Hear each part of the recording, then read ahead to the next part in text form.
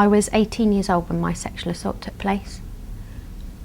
I just finished sixth form and we'd done all our exams and everything. Me and 4 of my friends decided we'd go out to celebrate just the next couple of months of freedom before we go to university. I won't tell you the pub that we went to because you might have heard of it. So we met up at my house and we had a couple of bottles of wine. It certainly made me feel relaxed and happy, but I wasn't drunk. We were on our way to the pub and we saw a group of lads that we went to school with coming towards us, so we all went in the pub together. Well, to cut a long story short, we had a few drinks, then we went off to a nightclub. Oh, the nightclub was great, the music was cool, and we all ended up leaping about on the dance floor. And towards the end of the evening, Harry, who I'd been talking to a lot that night, asked me if I wanted to go for a walk. And it was very hot in the club. It was a really warm July. So I said yes because I was boiling hot.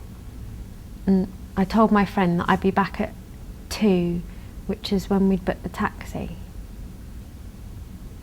It was 1:30 in the morning and Harry had his arm around me in what I thought was a really protective, caring way.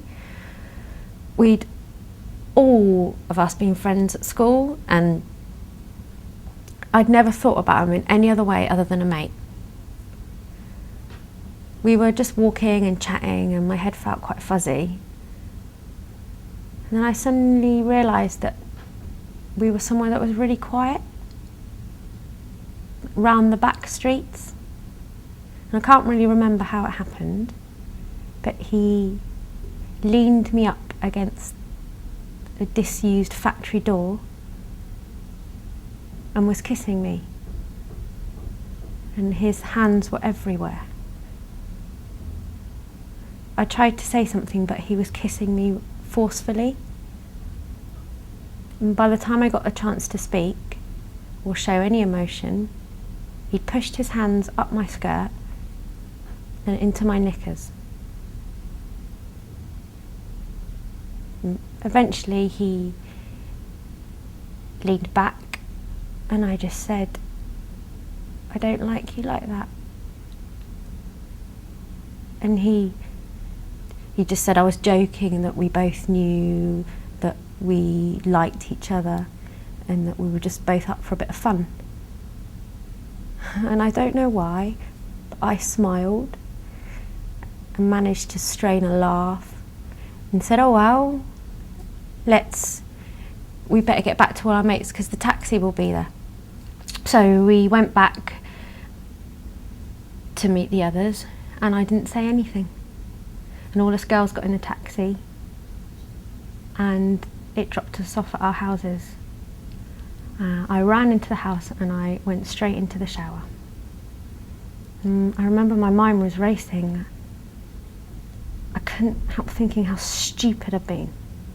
So I just climbed into bed and told myself that everything will be better after a good night's sleep. But that night and many nights afterwards were not good. I kept feeling his hands in my thighs and his fingers inside me. It wasn't meant to be like that. My first sexual experience. I wanted it to be with a boyfriend, someone who I loved and trusted and someone who I felt safe with. The following fortnight was like a lifetime. My friends kept calling me, but I just said I was sick. And my mum and dad asked me if I was okay, and I said, yeah, that I just had a tummy bug. How could I tell them about Harry? How could I tell them how stupid I'd been? That I went off for a walk with him. I didn't fight him off me when he first kissed me. Most stupidly of all, I didn't just say clearly no. And then after all that, I just laughed with him. And I didn't tell him that I didn't want him to do that or that I didn't like it. I couldn't stand all the thoughts running through my head, so I did an internet search and looked at words like unwanted sexual act and dirty and embarrassed and ashamed. I can't really remember it exactly. But then I came across the website for Bristol Rape Crisis and the helpline was open, so I called them. I didn't really know what to say at first, but they just let me gabble on, and eventually I asked a question and they said, "It sounds like what you're talking about is a sexual assault. Is that what you think?" And I said yes, and then just sobbed with the relief that they didn't tell me that I was wrong. Over the coming weeks, I spoke to a support worker over the phone and eventually plucked up the courage to come in and speak to her face to face.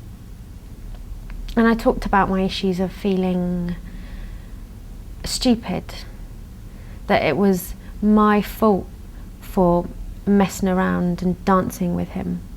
It was my fault for going for a walk with him. It was my fault for not saying no. But it wasn't my fault. He knew exactly what he was doing when he asked me to go for a walk. It was hard at first to realise that he planned it, that he'd probably done it before, and that he might have even convinced himself that it was consensual. But I can assure you that it wasn't consensual. So now if I feel bad or if I have any bad feelings come back, I can just know that I can give them a call. And that's why I wanted to do this, really. I wanted to let guys and girls know that this kind of stuff easily happens, and that without consent and respect, it can devastate a woman for years.